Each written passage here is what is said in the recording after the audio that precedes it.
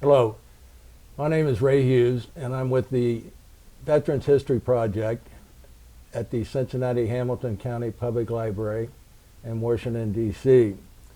And along with Brian Powers from the library, today we have the pleasure and honor to interview World War II Marine Elinor Edmundson. And before we start, I forgot the date. Today's date is the 9th of February, 2016.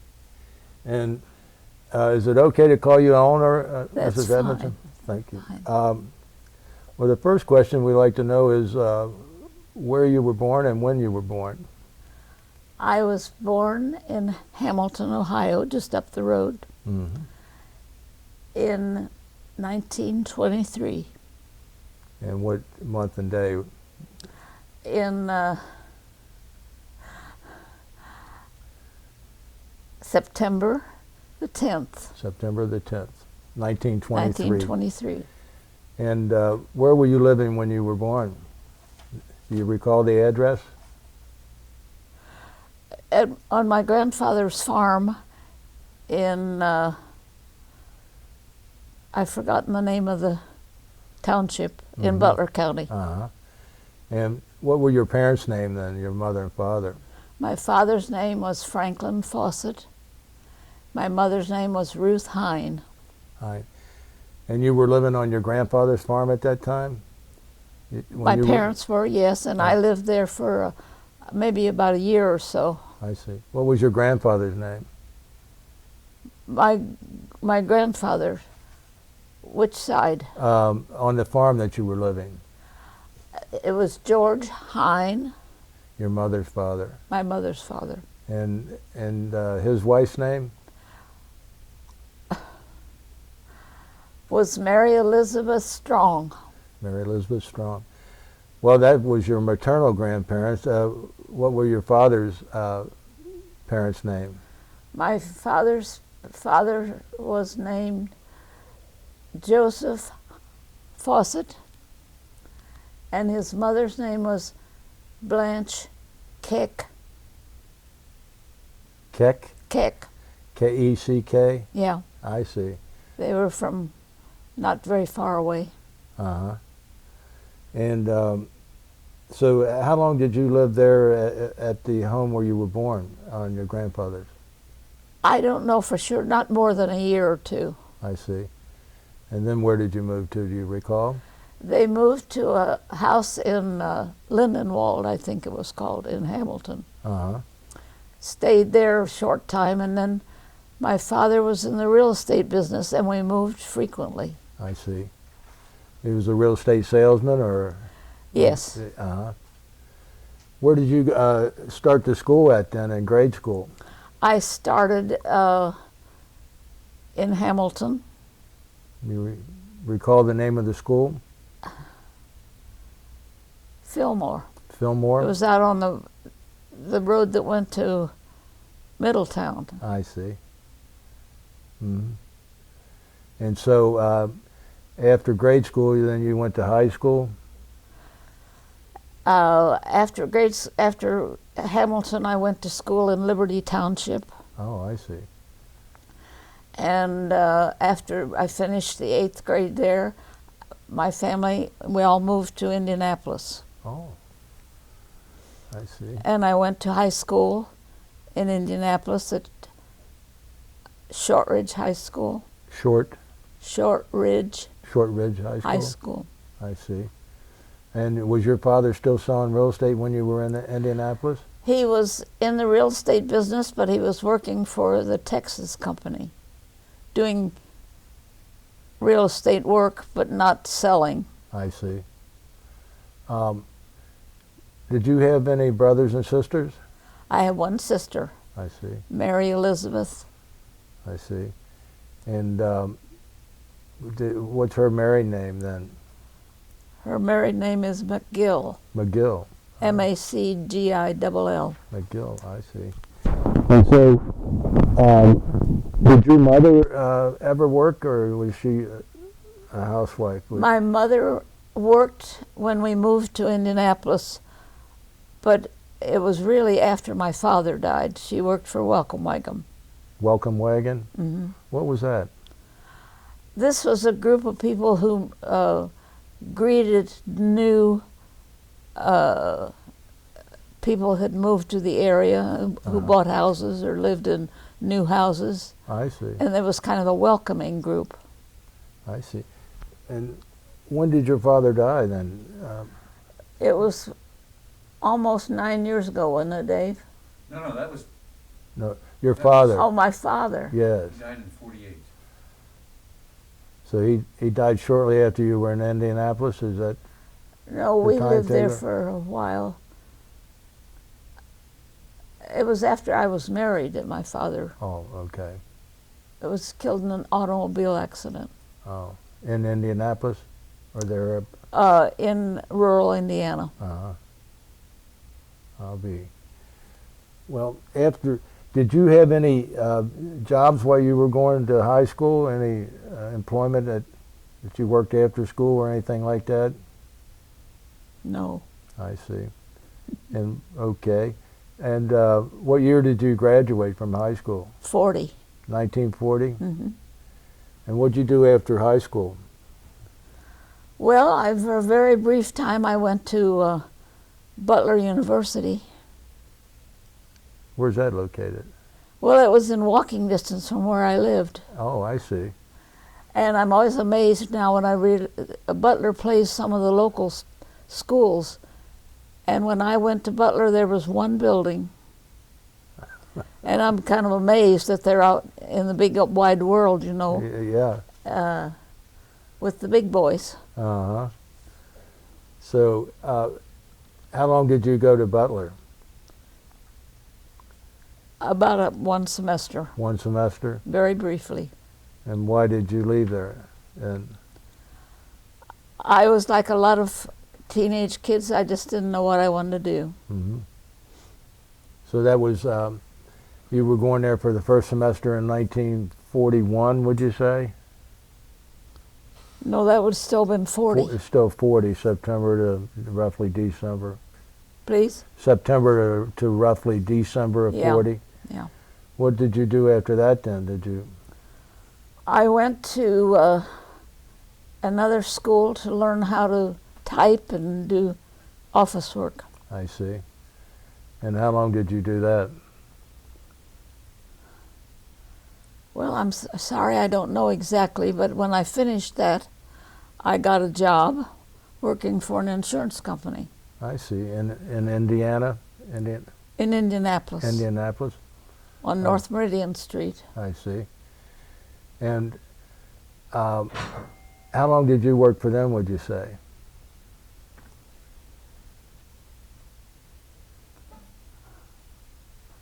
Well, I'm sorry, I never thought about a couple of years maybe. A couple of years.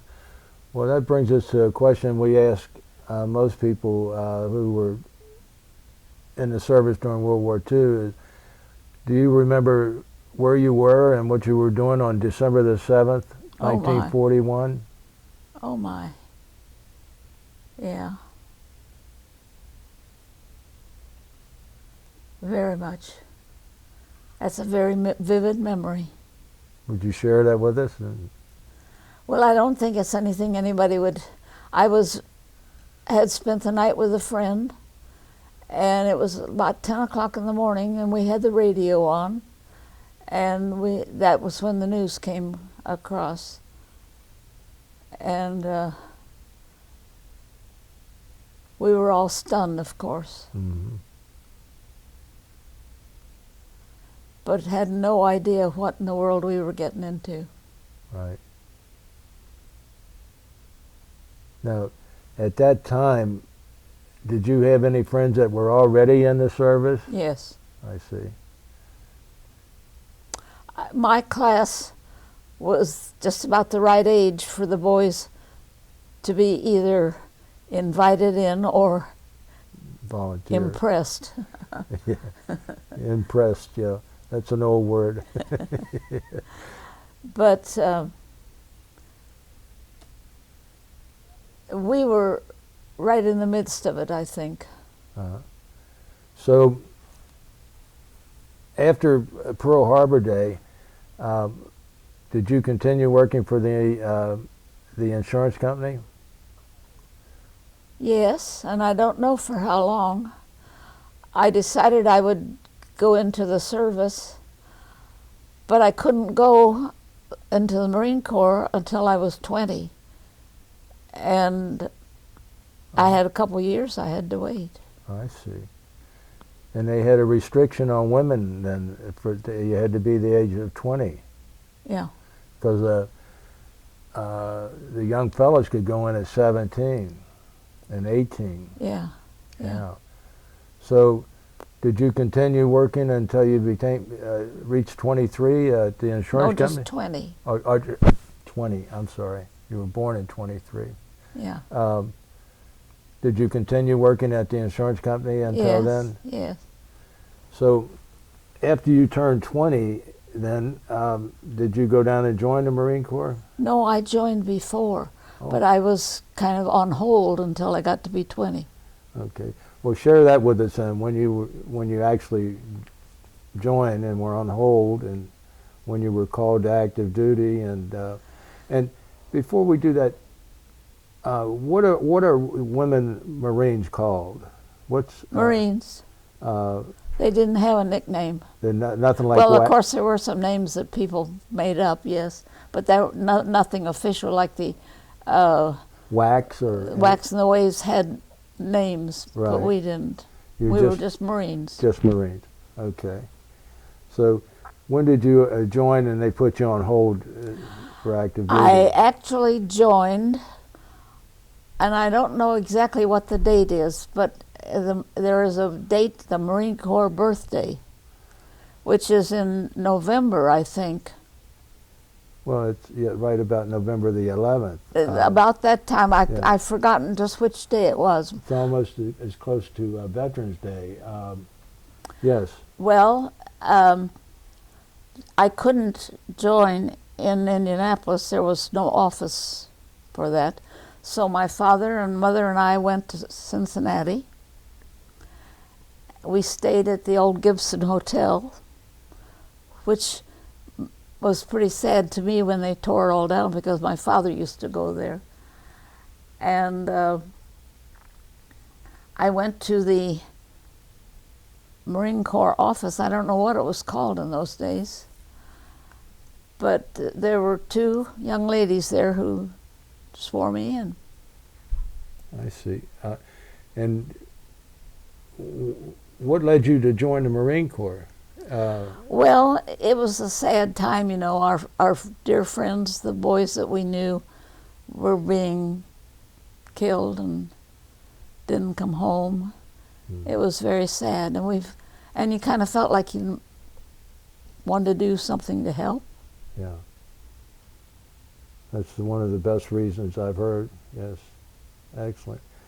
So, so you joined then, and where did you go to boot camp at? And what kind of boot camp did you have? I went to boot camp in the Carolinas, and what was the name of it? Paris Island? Well, that was for Or- the boys. Camp Lejeune? Lejeune. Lejeune. Camp Lejeune. That was named for a man who had fought in World War I, a Correct. Marine. Yes. And it was a very, very nice place. It was new, brand new, so everything was kind of spick and span. And we lived in a barracks, of course. Mm-hmm. That was kind of an experience. And all the things we had to learn to do, like keep the barracks clean and Mm-hmm. things that we weren't accustomed, or I wasn't accustomed to doing. You had your own footlocker. Had my own footlocker, and then of course we had very strict instructions as to how everything was to go in that footlocker and how things were to be folded.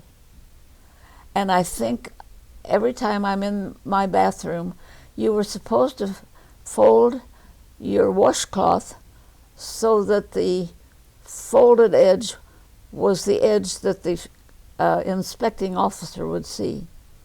Mm-hmm. Now, that's kind of getting down to the minutia, isn't it? It sure is. They were trying to train you to be a killer.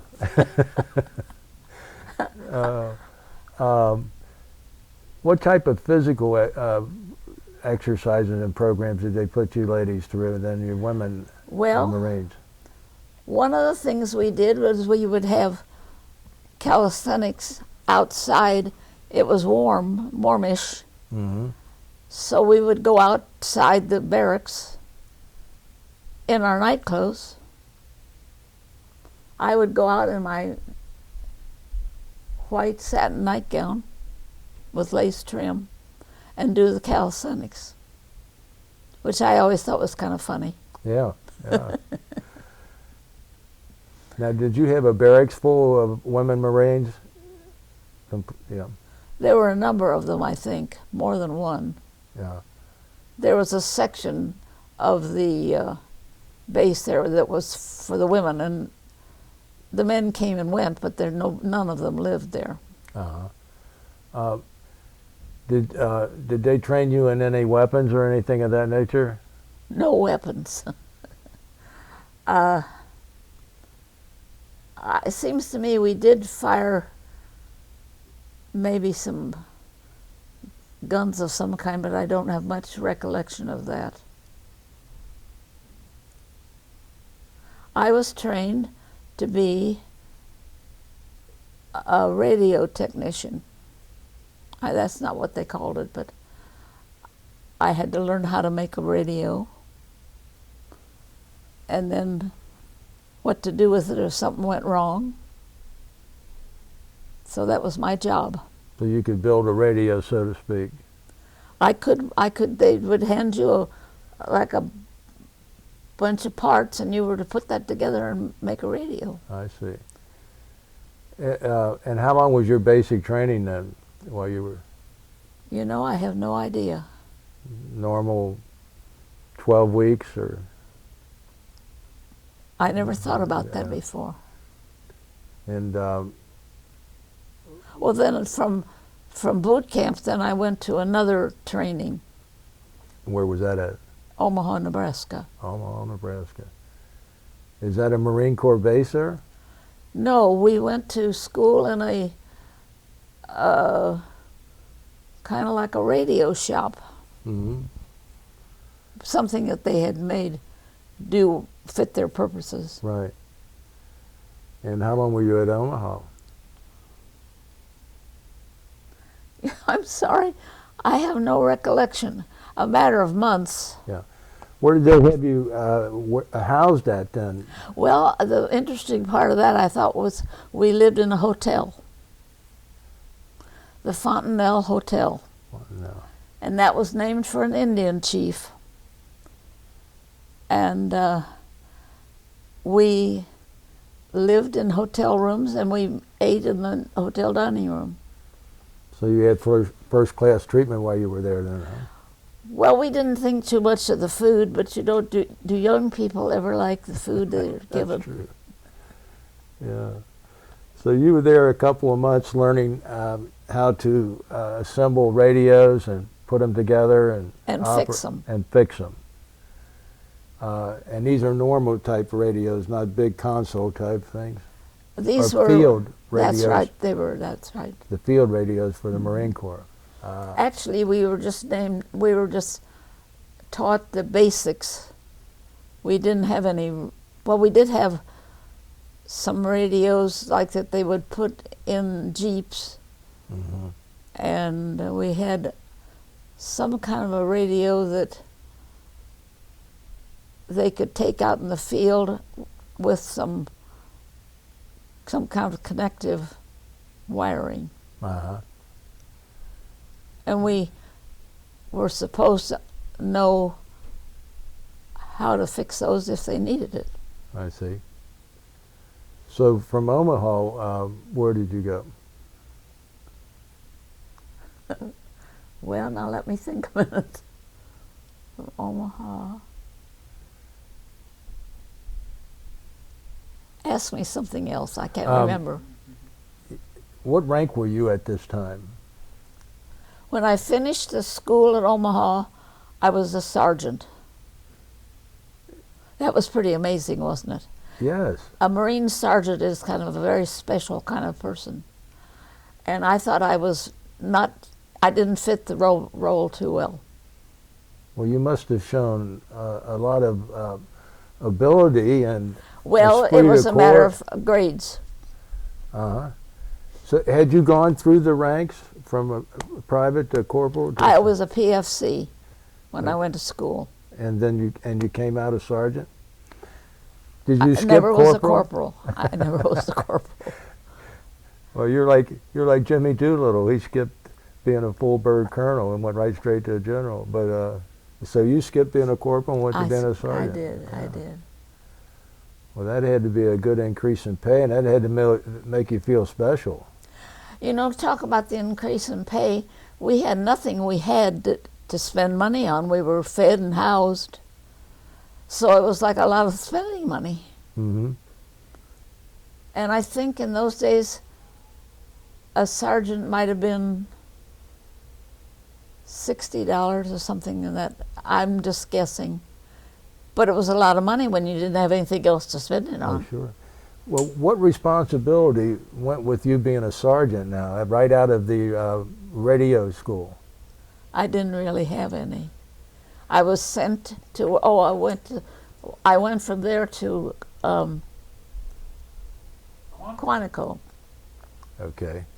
And we were assigned to work in the officer school, training school. They had a place where they treated the communication officers.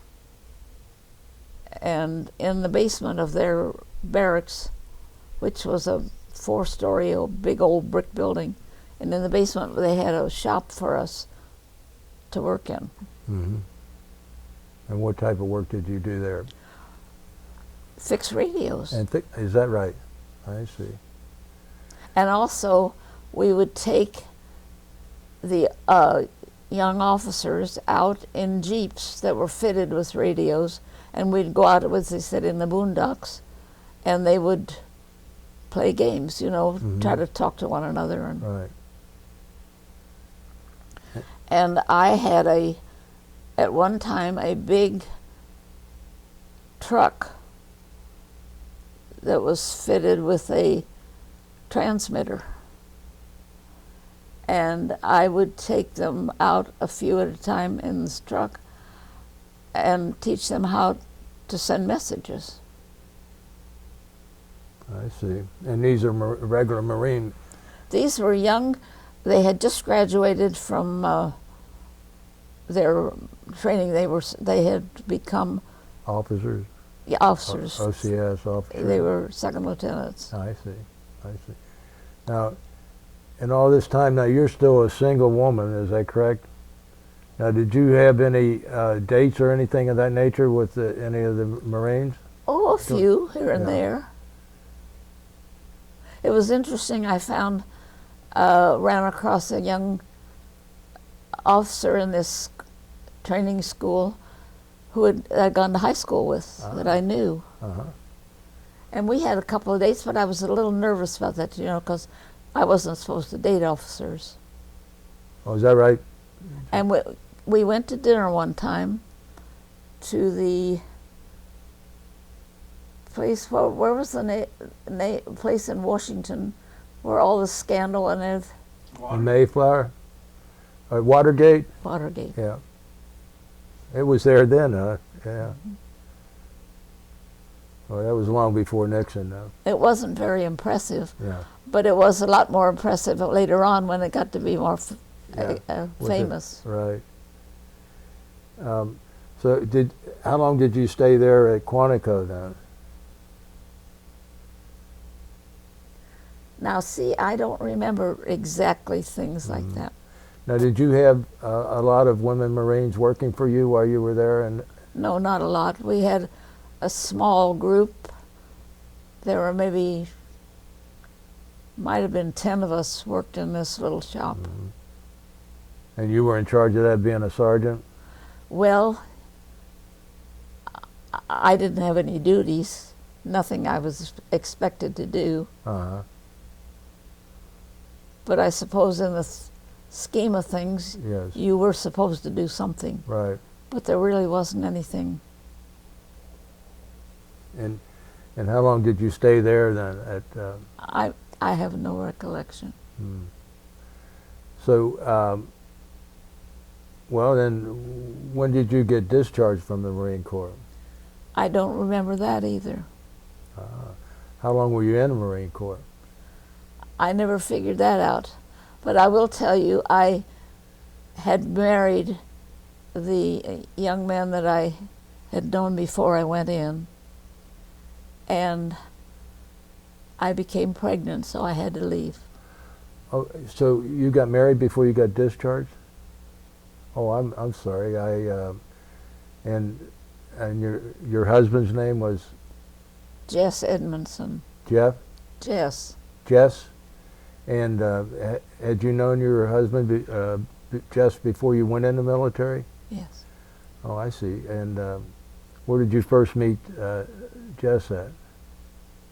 We met in Indianapolis. I see.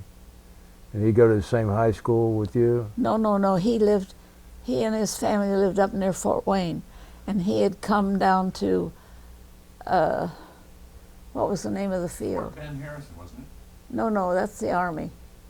Well, he was Army then. No, he was in the Air Corps. Okay. I don't know the name of the airfield there. Well, he had come to serve at an Air Corps field that was near Indianapolis, and he and Jess, or Dave too, had a cousin who lived in Indianapolis that I knew. Mm-hmm. And she said to me one day, I've got a cousin that's coming to live here to serve at whatever the name of the field was. Would you be willing to go out with him? And as I said someplace earlier today, you did that. That was kind of your duty, you know. Mm-hmm. So I said, sure. And and that's how you met him? Was on a blind date, so to speak? Blind date. And he was an officer in the Air Corps. I see. I think at that time he was a first or second lieutenant. I've forgotten which. Now, were you in the military then when Yes. you met? So you were home on leave then when you met Jess? Well, now wait a minute. No, I wasn't in the military when we met. I left after. I see. So you two communicated by mail then, I would imagine. Well, he was stationed right there in outside of Indianapolis. So you got to see each other quite often? So he could just get in the car and come to my house. I see. Well, what do you think about you joining the Marine Corps then and going away? Well, I don't think that went over too well. But I had made my decision before I met him. I see. So this is 1943, because you had to be 20 years old to join the Marine Corps. I had to be, that's right, I had to be And, at least 23, yeah, 1923. 1943. Yeah, you're right. So this is really the fall of 43. And you and Jess had been dating for some time? I don't remember when we started to date. So how did you stay in touch once you were at boot camp and then went to Omaha and then back to Quantico? Oh, long distance telephone. Long distance telephone? You know, in those days you called up the operator and told her what you wanted, and then she called you back when she got a line for you. Yes, yeah. Now, was he staying stationed in the United States, or was he going overseas while this is all going on? Well, he didn't go overseas until much later. We had been married a number of years before he went overseas. So when did you and Jess get married then? I should know that, shouldn't I? Yes. Yeah. Yeah. Especially your anniversary, you know. October 12th, wasn't it? But what year? 42? No, 40. I don't remember. 44. Because in October of 43, Elinor would have been 20. 20 and in the service. And you got married That's after right, you? 40, so 44, because Susie was born in 45. Okay. So you got married October the 12th of 44. Well, Yeah. that's as good as any. By the way, Mom, Stoutfield. Stoutfield was where he was. What the name again? Stout. Stoutfield. Okay. Stoutfield in Indianapolis. And it Yeah. was where the airport is now. Okay. Stoutfield. We learn a little bit of history every time we interview. I know you do, Yeah. and there's a lot to learn, isn't Yes. there? Oh my goodness. So, where did you and Jess get married at? Where were you at? We got married in Indianapolis at the Methodist Church at 38th and Meridian. 38 and Meridian. Yeah. And his parents, were they there? No, unfortunately, that's my fault. But we won't go into that. Okay. His brother was there. And my sister was there. And my mother and father. And that's about all. I see. Now, did you have a honeymoon, or did you have to go back to work right away? Or back to the Marine Corps right away? I went down to, Jess was at that time stationed in Louisville. And I went down and spent a week with him at Louisville. I think he was working, but that's all kind of hazy. What did Jess do in the Air Force? He was in a supply. In supply? I see. And so you went to Louisville, and then you had to go back and report for duty, I'm sure. I think I was out.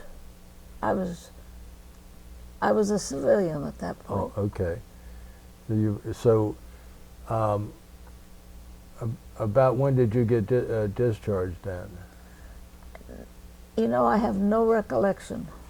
That was such a busy time and so much was going on, and I just, somehow or other, that didn't stick in my mind.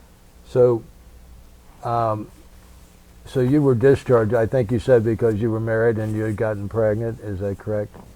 Now, did Jess get to stay in the United States, or did he get shipped overseas, or? He didn't go overseas until we'd been married 3 or 4 years. I remember John was 2. That was the second time he went, Mom. That was when he went to Korea. Yeah. But he served, he was in the Pacific during World War II. Well, that must have been before we were married. Well, he was at Sugi Air Base in Tokyo Yeah, when the Japanese surrendered. Okay. yeah. So in August of 45, he was at, they surrendered, on the 15th of August, and he would have been there, stationed there. And He then- was, there were, I've forgotten the number now. A number of American officers were sent to this air base to prepare for the surrender, Right. to be on the ground.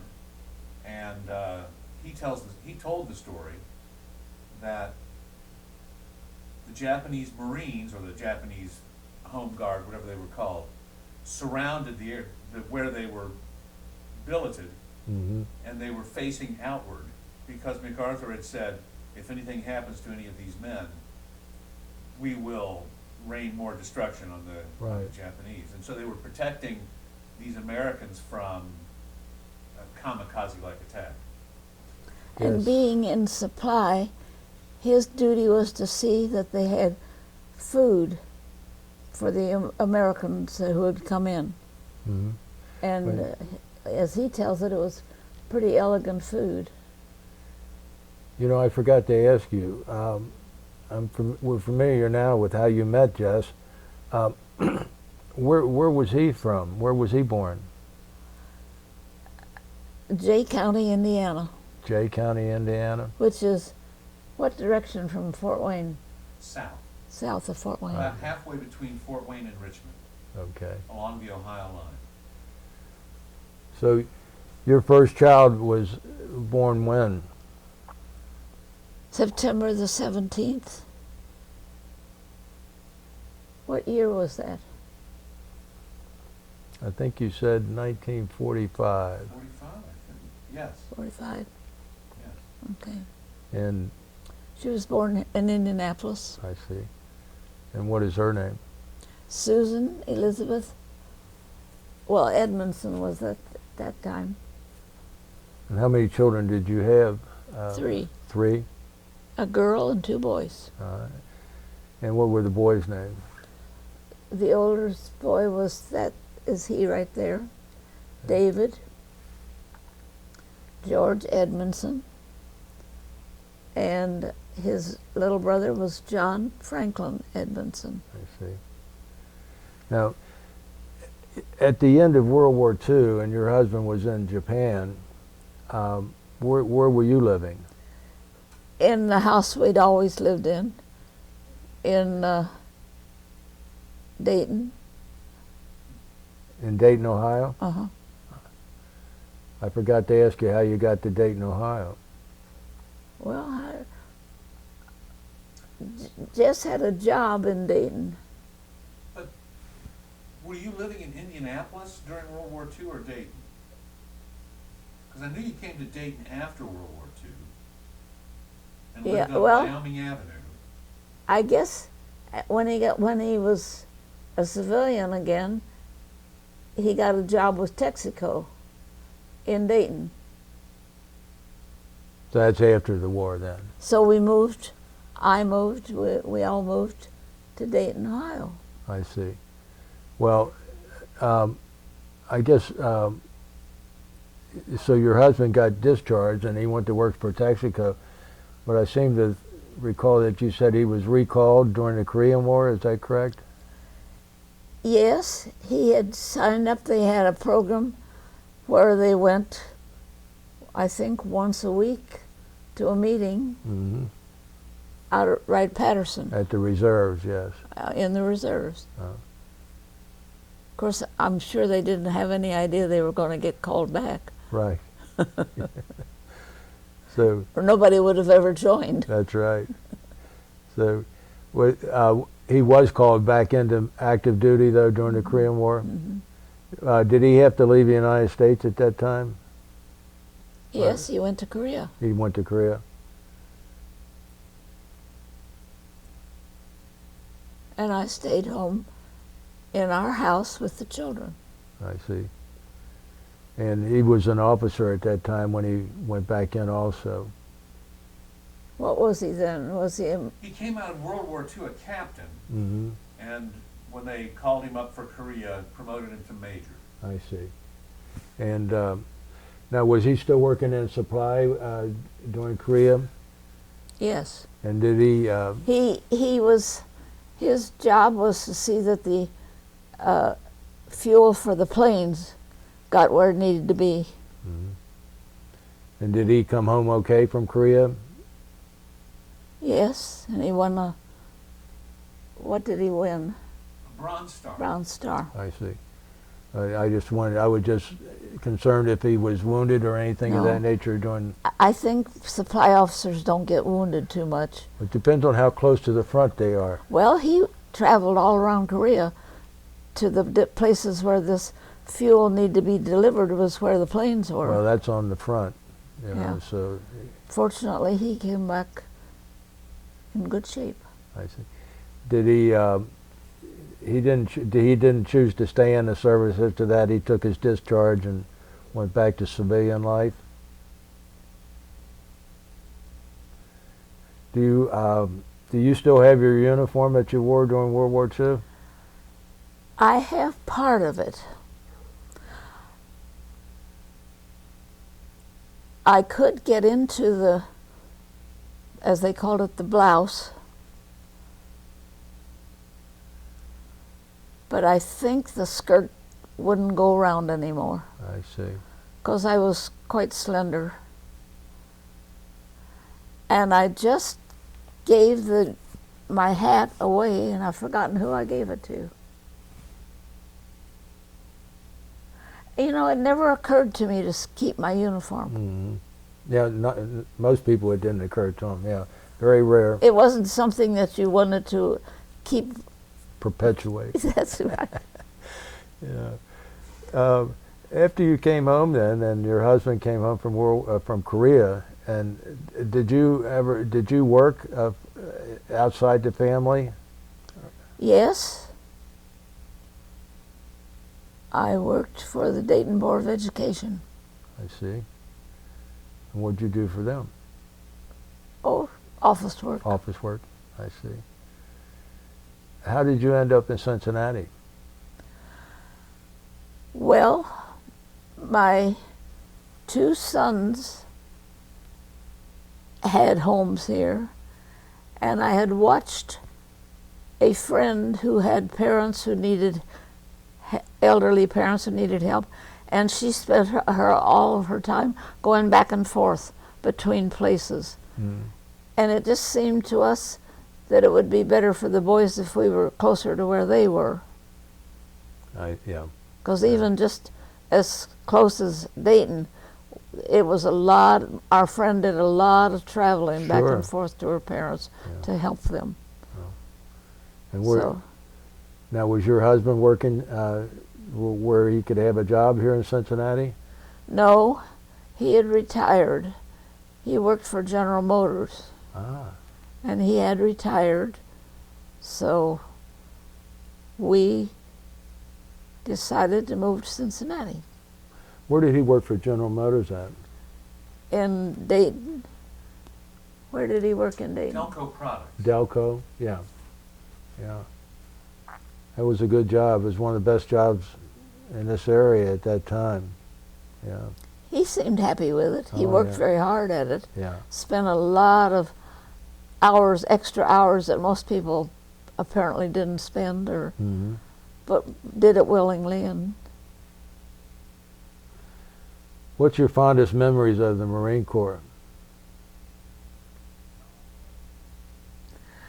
well, it was a happy period, and it was kind of like a big girls' school, you know. It was a big group of girls together. It was kind of fun. Uh-huh. Wasn't anything too unpleasant about it. Mm-hmm. The only thing was to clean. I wasn't used to cleaning. My mother kind of let me off on that. I see. But one of the things I remember best was when we used to line up for chow, and sometimes it would take 10, 20 minutes till we got in, Mm-hmm. and we would sing. Sing while you were in the line? Mm-hmm. Did you like the food that they served you? Not too much.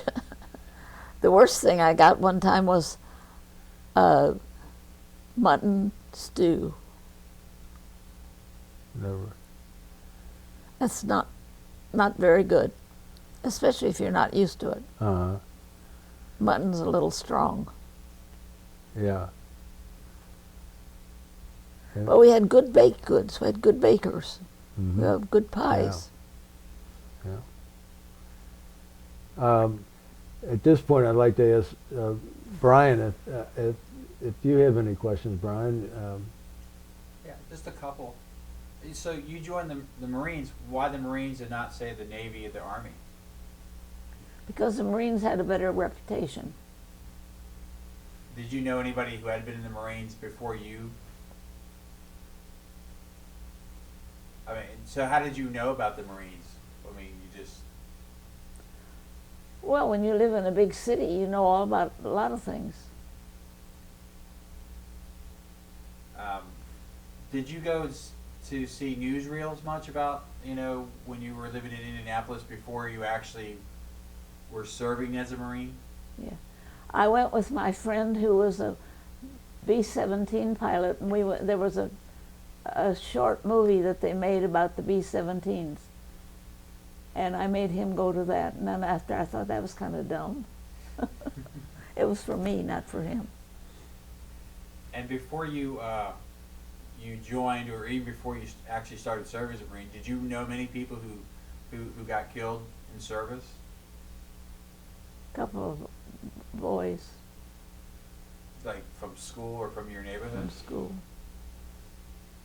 Boys that I had dated in school. That was a shock. Do you remember how they got killed? Well, the B-17 pilot was a terrible thing. It was, I don't know the particulars, I don't know how to tell it, but anyway, they were in a group over Paris, and one of the planes something happened, and the whole group got shot down. Terrible mess, terrible way to go. Did you know his family at all? No. And you mentioned about singing when you were in the. What songs did you guys sing? Do you remember? Oh, they were just kind of Marine songs, and you kind of learned them from one another. And it was always fun if you had a new song. It passed the time. You stand in line with nothing to do. So singing was a way to pass the time pleasantly. And you mentioned that you were out there doing exercise and stuff in your nightgown. Was that just you, or was that a group of you doing that? The whole barracks. Is that how normally you'd start out the day? That's what we did. We started out the day. And you mentioned you had rules about your foot locker. Do you remember some of the rules? Yes, you had to fold everything just so, in a certain place in the foot locker. Like I said before, you folded your washcloth so that the folded edge was what the inspecting officer would see, not the ragged edge, Right. I don't know who thought that up. Do you remember any other rules that you can think of? Well, you had a certain way you folded your socks, and everything you put in there had a certain way you folded it and a certain place you put it. Did you ever get called out on your stuff? Did you? I don't think so. If I did, I don't remember. But it was kind of funny, some of the things, the rules they had. You wonder who thought those things up. So what did you think of Marine culture? You obviously wanted to be a Marine, but when you actually became a Marine, was it what you thought it would be? Oh, I liked it. It was very pleasant. People were nice. I had no complaints. Did they have you do any long distance marching or anything of that nature? No, not like they do now. See, it was I think they didn't know too much what to do with us, except to fit us for the jobs they wanted us to Right. do. But no, you hear now about what the women do who join the Marine Corps. It's a lot different. Yeah. I don't know a lot about the history of women that were in the Marines. Was there a lot of them in the Marines before World War II? When did that start happening for the Marines? Well, I'm I'm not sorry, familiar. I don't know anything about that. I wasn't sure if that was something because of World War II or. I like that knowledge too, and you're going to cause me to have to go home and start doing some research. Seems to me that there were a lot of women there. Uh-huh. I bet what you'll find is that the peacetime army between World Wars I and II was so small, and the service Right. was so small that the that the female contingent in the Marines, if there was one, were medical staff. Mm-hmm. But, I mean, that's my best guess. You could be. It could be right. It could be right. Yeah. I know one of the things that really kind of touched me was we used to have to parade every, I think, Saturday morning. And when they would strike up the Marine Women's Hymn, that kind of made a jolt in your... Mm-hmm. Give you a feeling of pride. It did. Yeah. It did. And hope you would get it right. You know, here were a bunch of people that never had marched, didn't know anything about it, and we didn't do a very good job. Especially when you had to go around this, if you've been, when you have to go around the corners. Right. Yeah. Make a good sharp turn. Was this the first time you were sort of out of the Ohio, Indiana area? Had you traveled much before being in the Marines? I had traveled some, but never had, I hadn't worked in any way. Did you have many people that you were serving with? Did they seem like they were from other parts of the U.S., or did they, some were from the Midwest? They were a lot of them were from the Northeast. And I always thought those people from the Northeast thought we were out with the Indians. They kind of looked down their noses at us, which I thought was kind of strange. Yes. New Englanders. New Englander. That's right. Ray's married to one of them. That's right. Yeah. I married my wife when I was in the service myself. I met her in New Hampshire. She was born 12 miles from the Canadian border up in the north of New Hampshire. Yeah. That's a long way from the rest of us, isn't it? Yes, it is. And I always thought those people were a little different. Well, I did too when I was up there, to be honest with you. I was lucky I met her. Why do you think you got assigned to radios? Did you have some aptitude for that, you think? No. No, I don't think any of us knew anything except how to turn it off, turn it on, and find a station, you know. Was it hard to put one together when you first did it? Did that come pretty well, or did it take a while to get it? Well, we had a schematic, and it was just how well you read the schematic and how well you did, like, twisted the wires to, you know. I don't know why they chose me to. Well, you honestly had to show a lot of aptitude and intelligence to go from a private to a sergeant and skip corporal. Well, I did have a one stripe. You got that automatically if you made it through boot camp. That's PFC. PFC, yeah. Right. Yeah, but you jumped corporal and went right straight to buck sergeant. That's what we called it, a buck sergeant. I say, you know, a Marine sergeant is kind of a special animal. Yeah. And for me to have that title, I thought was a little strange. Because I really wasn't what people thought of as a Marine sergeant, you know. Well, they must have thought very highly of you and your ability. Well, they had to have somebody. They had to have move people up in the ranks, you know. Mm-hmm. They had to pick somebody. That's a modest way to put it, but we'll accept that. Did you keep in touch with anybody that you served with? No. You moved on with motherhood and everything? That was a time of all-consuming job, was have children. Well, it sounds like that your husband in World War II was maybe in Japan when you were pregnant with your first kid, if I'm following your timeline right. Does that sound right? Was he present when your first child was born, or was he still over? He was in Okinawa.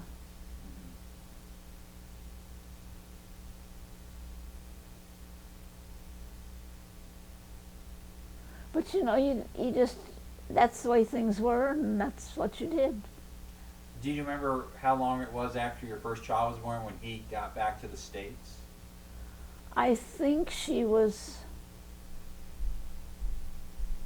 maybe close to a year old. That long, huh? Okay. Really? He didn't get back until 46?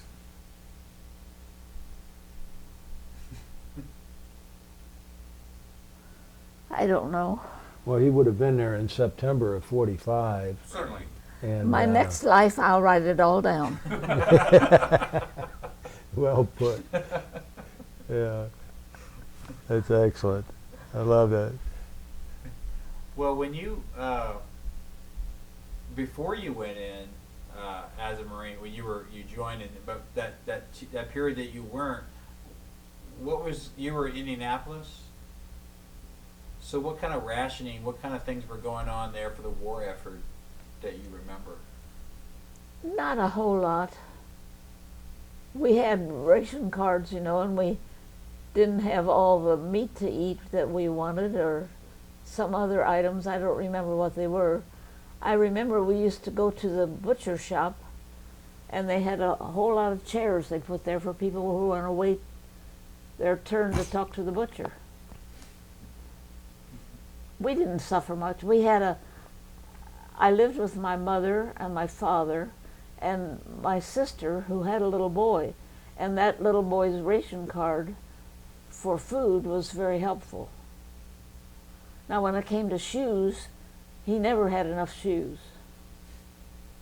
but the food worked out pretty well.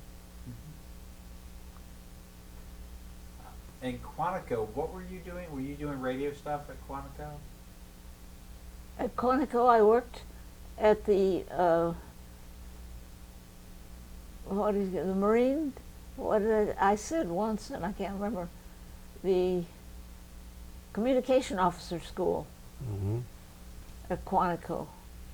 There was a line of old barracks, and they'd been built in World War I.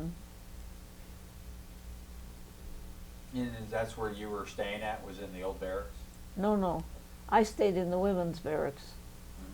These were the young men who were second lieutenants, I think, who were going to school there. And so what kind of stuff were you doing there in Quantico? Were you Taking care of radios that need something.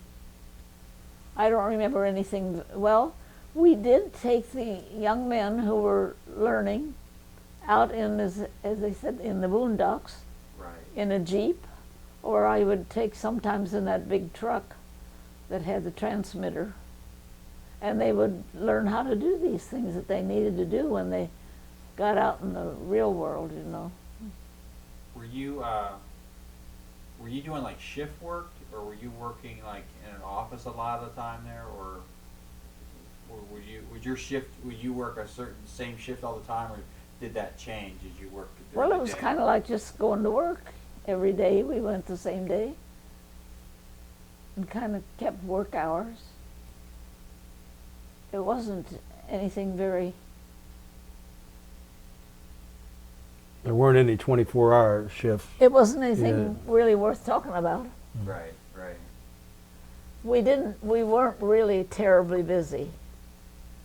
Well, since you were in communications and stuff, where there was a lot of top secret or secret stuff that you had procedures that you had to follow or anything, or coding? Or Not something? down in the basement of the communication officer school, no. There was one thing that happened there that made a very big impression on me. I always felt that the Marines, the women, took the cushy jobs that the men would have had if we hadn't been there. And that always bothered me a little bit. And when I was there at Quantico, there was a man who came to our little office there who had been overseas and had been quite ill. And it was kind of sad to watch him. He was pretty sick even when he was there. Supposedly, he didn't really work. He sat in the corner most of the time. That made a big impression on me, because there were a lot of jobs that we women did that really weren't very demanding. And in the old days,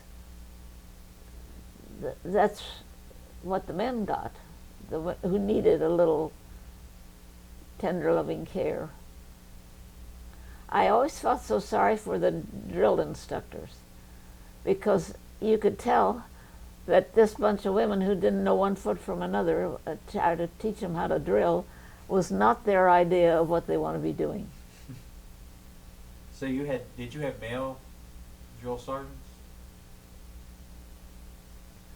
People who had been in the worst of it and then got to come back, were lucky enough to come back.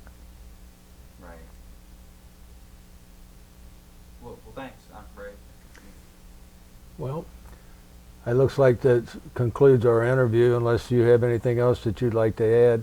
No, I don't think so. Well, at this time, I'd like to thank you so much for this interview and for the time that you served in the Marine Corps. Well, I didn't think I did very much, but I hope my information will be of some interest to Yes. some people. Yes, it will be. And we thank you again. Well, you're very welcome. Okay.